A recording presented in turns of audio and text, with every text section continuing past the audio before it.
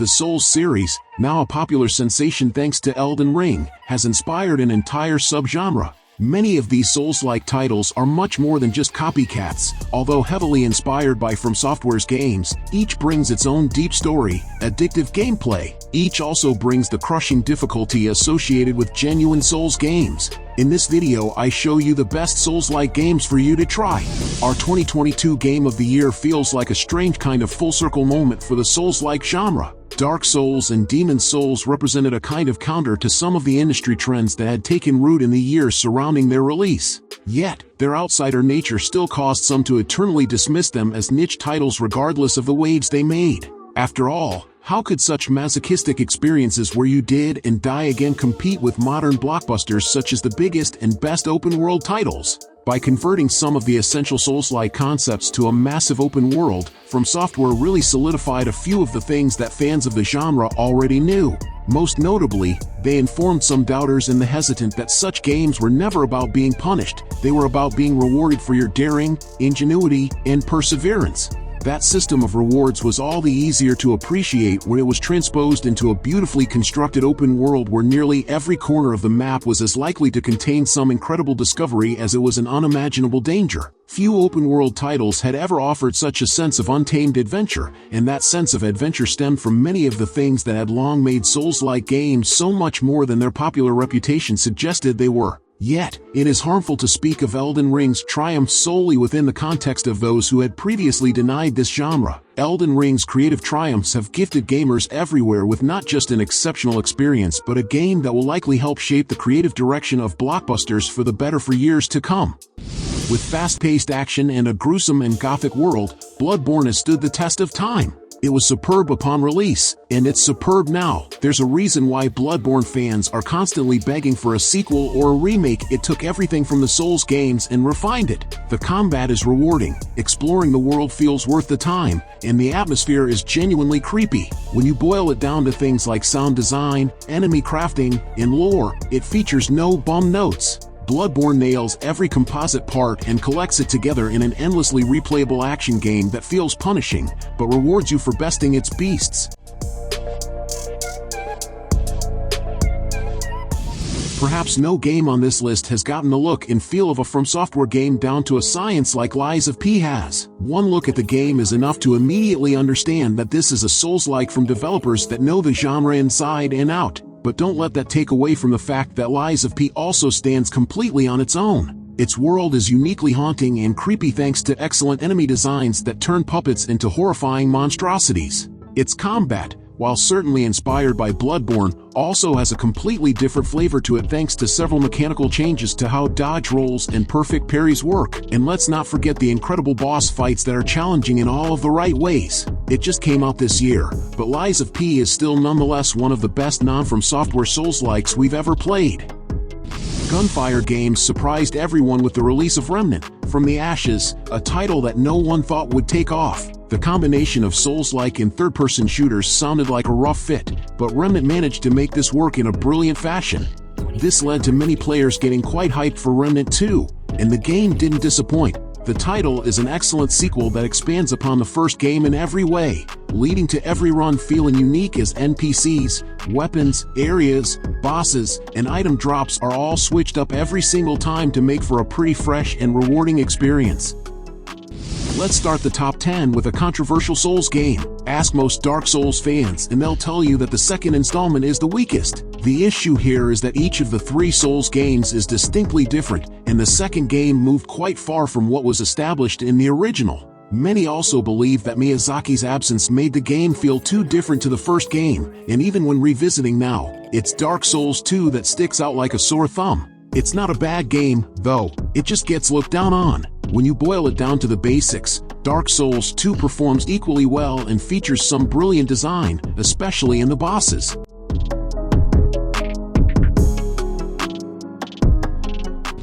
Confusingly, 2023's Lords of the Fallen is a reboot of a 2014 Souls-like game of the same name, but don't let that fool you. The two games couldn't be more different. This new Lords of Fallen sought to carve out its own identity in an increasingly crowded genre with an innovative dual-realm mechanic, gorgeous visuals powered by Unreal Engine 5, and a style of combat that's relatively fast-paced for the genre and focused especially on having to deal with multiple enemies at a time. Some stability issues at launch and a few risky design decisions that didn't quite pay off hold it back from climbing higher up on our list, but Lords of the Fallen is an example of a series getting a second chance at life and making the absolute most of it. Salt and Sanctuary is a 2D action RPG that was developed by Ska Studios and immediately turned heads upon release with its stunning hand-drawn visuals. Salt and Sanctuary's similarities to Dark Souls include its leveling system, bonfire-like checkpoints, online messages that can be left for other players, and area designs that often feel like literal 2D remakes of From Software's smash hit. Additionally, a sequel to Salt and Sanctuary came out in May of 2022 called Salt and Sacrifice, which completely switched up a lot of the core mechanics of the first game. While the initial game is incredibly similar to Dark Souls, Salt and Sacrifice goes for a blend of Dark Souls, Monster Hunter, and some classic Metroidvania mechanics, as well as a bit more Bloodborne than people were probably ready for. When it comes to straight-up combat, Wolong is among the best games on this list. Its action is blistering fast, brutal, and as incredibly satisfying as it is difficult. While the Nioh series feels like Team Ninja's take on mixing the typical Souls-like formula with their own background and character action games, Wolong feels like it's instead taking much of its cues from Sekiro, from the parry-based combat, to the historical fantasy setting that mixes history and folklore.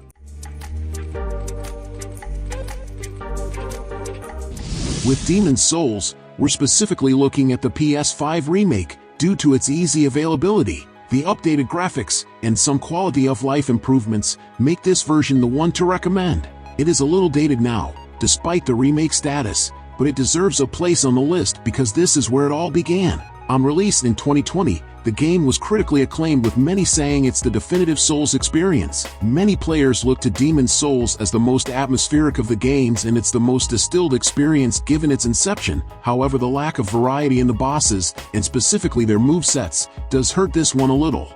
Possibly inspired by other studios' attempts to strip the Souls-like genre down to its essentials and explore new directions, the first From Software game on this list is also considerably different from the rest of the studio's Soulslike experiences. Indeed, Sekiro's emphasis on stealth, posture, and technique caught many genre fans by surprise and caused some to label this the most difficult Souls-like game yet. Maybe it is, but it's the purity of the Sekiro experience that separates it from the rest of the From Software collection and elevates it above so much of the competition. There is room for creativity in Sekiro's combat, but it largely demands that you master a certain style of play. That would be annoying if it wasn't for the fact that Sekiro features some of the smoothest and most satisfying melee combat you'll find in any modern action game. That focused form of play also apparently gave From Software permission to craft some of the most demanding and rewarding boss fights in a genre filled with exceptional examples of that classic concept.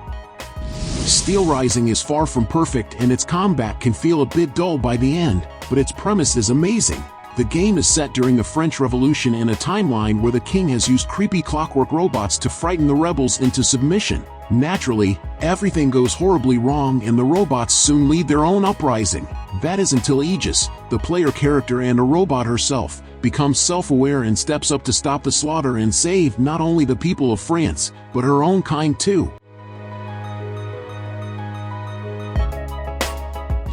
One of the more weirdly endearing characteristics of a great Souls-like is how the story is slowly unraveled through the world's enemies and items. 2018's Ashen from Studio A44 and Annapurna Interactive is just the right amount of obtuse to inspire players to inch forth through its treacherous, minimalist world. Ashen is tough, unforgiving, and brilliantly stripped down to the core of what makes a Souls-like tick. Sure, most of its characters barely have faces, and the art direction is deliberately minimalist compared to its lavish Soulsborne big brothers, but all of that just makes Ashen feel so much more haunting, austere, and isolating. First off, I have to say that I was tempted to spend this entire entry finding new ways to praise Hellpoint's brilliant atmosphere and implementation of stylistic influences. Hellpoint is essentially a sci-fi horror game, but it also incorporates dark fantasy elements that you don't usually find in that genre. There is a gothic nature to this game's atmosphere that is usually surprising to encounter yet always feels remarkably appropriate. It strangely reminds me of Event Horizon in that respect, if that means anything to you. Hellpoint is so much more than a stylish face, though. Its exceptional combat system encourages you to dodge most incoming attacks in order to land a devastating counterattack rather than simply wait for an opening. Hellpoint also features one of the more interesting collections of ranged weapons I've seen in a Souls-like game, and the way that this game allows you to improve many of those weapons simply by using them is a perfect mechanic for this kind of experience. Both The Surge and its sequel, The Surge 2, take the multiplier/countdown mechanics introduced in Lords of the Fallen, 2014, but adds a Monster Hunter-esque crafting system to put a unique sci-fi stamp on the Souls-like genre. Dismembering zombified cyborgs to craft new weapons and armor offers a grisly injection of strategic fun, and some really excellent environmental design and storytelling in the first game provides a great setup to the series' dystopian future. While the story gets a bit unwieldy as it progresses, the 2019 sequel improves the gameplay mechanics and progression loop that made the original such a satisfying action RPG. The idea of a Star Wars Souls-like was something that players didn't realize they needed until it arrived in a resounding fashion. Star Wars Jedi: Fallen Order might have its issues, but the game itself is excellent and a joy to play through. The great story and brilliant combat of the game are two of its biggest highlights. With most of the game's technical issues being patched out, there's no better time to check out this brilliant game. It's a shame that the sequel squandered all the goodwill from the first game because of an unacceptably broken launch on PC, but that shouldn't take away anything from the brilliance of the first game. If nothing else, Blasphemous is one of the creepiest, goriest, and most frightening 2D games I have ever had the, let's say pleasure of playing. Look as hard as you'd like, and you'll struggle to find a game that squeezes more horror out of a seemingly simple, yet undeniably gorgeous, pixel art style. Blasphemous' brutal visuals soon proved to be the spiritual basis of its exceptional gameplay. Though Blasphemous features the platforming, puzzles, and navigation elements you perhaps expect to see in a more traditional 2D Metroidvania game, Blasphemous Souls-like action makes the otherwise largely forgettable encounters in many of those games feel substantial and enjoyable. The only thing better than discovering an exceptionally well-animated finishing move is finally reaching that invaluable checkpoint and briefly reigniting hope that you may yet survive another blind dive into a dark corner of this game's unforgiving world. Who would have thought that combining the world and plot of the original Final Fantasy with a Souls-like would work so well? Stranger of Paradise: Final Fantasy Origin is an excellent blend of genres and storytelling that makes for a great entry point into the unforgiving world of Souls-likes. The game's combat is fun and encourages experimentation and customization thanks to a hefty job system, and the story, while significantly over the top at times, is a fantastic reimagining of the original 1987 Final Fantasy. Combat is about what you would expect from a Souls-like, meaning difficult, but it quickly becomes satisfying and fun once you figure out your ideal job rotation. However, the ability to adjust the difficulty is a welcome addition to accessibility.